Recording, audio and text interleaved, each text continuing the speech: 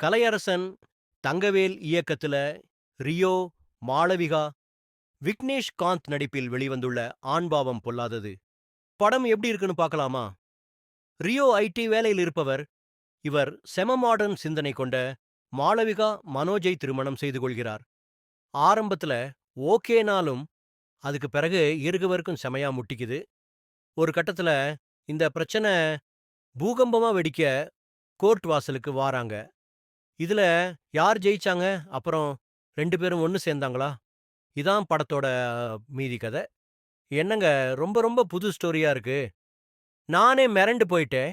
ஏன்னா இந்த மாரி ஸ்டோரி லைன்ல தமிழ்ல எந்த படமும் வரவே இல்லையே. எல்லாம் அதே அரைச்ச மாவு தான். ரியோ அப்புறம் மாளவிகா 2 பேரோட நடிப்பு செம்ம.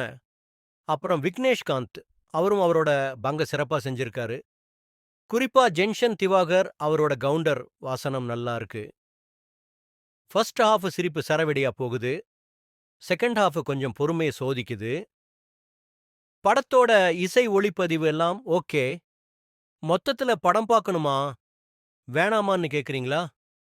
புதுசா ஸ்டோரி எதுவும் எதிர்பார்க்காம, அரைச்ச மாவுதான்னு எதிர்பார்த்து போனீங்கன்னா, கொஞ்சம் மனசுக்கு ஆறுதலா ஒரு படம் பார்த்த ஃபீல் கிடைக்கும்.